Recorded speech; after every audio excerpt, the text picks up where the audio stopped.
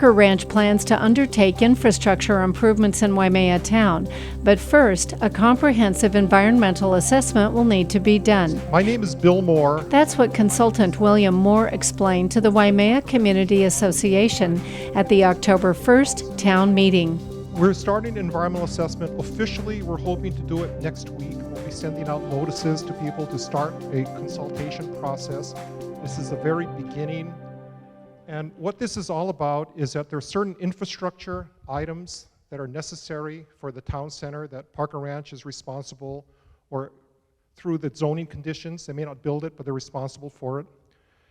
Specifically, the infrastructure items that we're looking at that need to have an environmental assessment before we can proceed with them is it's the Lindsay Road extension. There's a sewer line that services the town center area, the shopping center, and we have to put in a permanent sewer line in order to do that, and that's part of the Lindsay Road construction. So in order to finish the Lindsay Road extension from Mamaloho Highway to Alaohia, we need to have an environmental assessment done. The second, and I'll have a map that will look at this. The second is there is a Lalamula Reservoir site by the intersection of Alaohia and the racetrack.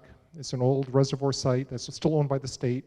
There are improvements within that and proposed within that. In order to finish up activities, the environmental assessment has to be done. The other key element is Alaohia Road.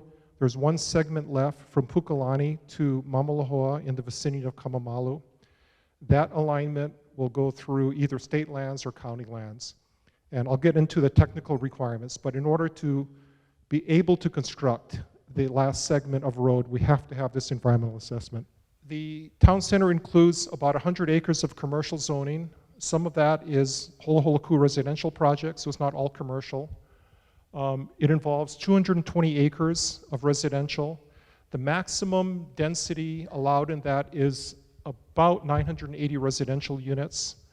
That includes residences that have already been built, including the 3 phases of Lualai. So it's all part of what we'll be looking at, but these are existing entitlements.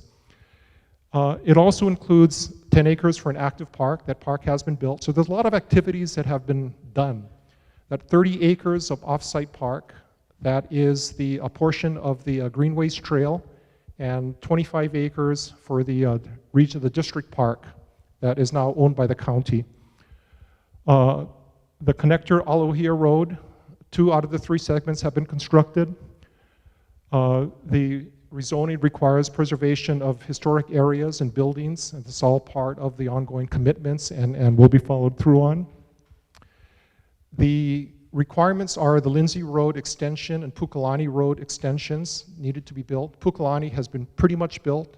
One side of sidewalk is left, but the travelway is all done. Lindsay Road needs to get done, but again, we can't do it without the EA. The diversion, the Grand Canyon of Waimea, that has been completed. That was done way ahead of any need by Parker Ranch, and that was done in order for North Hawaii Community Hospital to be built because it's built in a floodway. So they had to divert that and major costs to the ranch in order to allow that hospital to be built. And the sewer line, there is a Waimea wastewater treatment plant that has been built, services a hospital, services a shopping center. It is, the service area is the town center area. Next slide. And this really is it. It's hard to see. There's a white line. And by the way, this map is going to get mailed to people. The boundaries are this white line coming around. You can see the Parker Ranch Center. That's not part of the town center project area. But the pink is commercial, the yellow and brown are residential. It shows you where the triggers are, the sewer line through the DOE site. Again, that's necessary. There's a temporary line there. In order to service more activities, we have to put in a permanent line, and it has to be a gravity flow, so now it needs to be built below grade. You can see the 2 options for the Alaohia Road. One goes to Kamamalu, and the other goes to Mamalohoa in the vicinity of Church Row. And that was the county did a study in 2008, And I think it was 2008, 2009, and that was generally the preferred alignment based on the county study. The third area is the Lualai Reservoir. And again, there's activities in there. A portion of the Aloha Road is actually constructed within that parcel. We need to have the CEA in order to dedicate the road to the county. Again, and we'll have a map. Again, usually EAs require development alternatives. Because this is allowing what's already been permitted, the only real alternative we're going to look at, and we'll study them fully, is whether we should look at the Kamamalo route or the Church Row route for the Aloha extension. Again, we'll study them fully, look at the impacts, do a fair assessment. And let me tell you that the environmental assessment, while it's been done by Parker Ranch, is the county's. So we're doing this, the county is the accepting agency. They're the ones that say, yes, this is okay. They're the ones that are going to say, yes, you can do this alignment, or you do this alignment. It's not a matter of what Parker Ranch may have an opinion, but the final decisions are going to be made by the county on these. And again, you can see the two alternatives, the one going to Church Row right next to the hospital, and the other alternate alignment going into Kamamalo, and then again including improvements within the existing right-of-way of Kamamalo. As part of this environmental assessment, we'll be doing a number of studies. The main one that we know we have to do is a traffic impact analysis report. I know it's a technical study, but it looks at the traffic impacts of this project.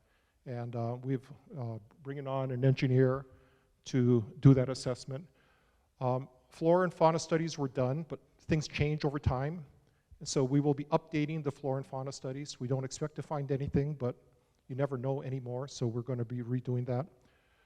We're also updating our archaeological survey work.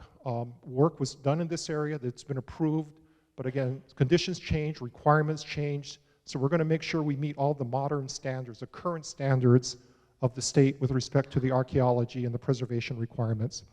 The other thing that we have to do, again, it's a requirement now of any environmental assessment or impact statement, is a cultural impact assessment. So looking at not just the archaeological, but looking at the cultural resources, impacts, and assessments here. The ranching history, are there activities, are there places that are important that aren't necessarily a site? So we'll be doing that assessment.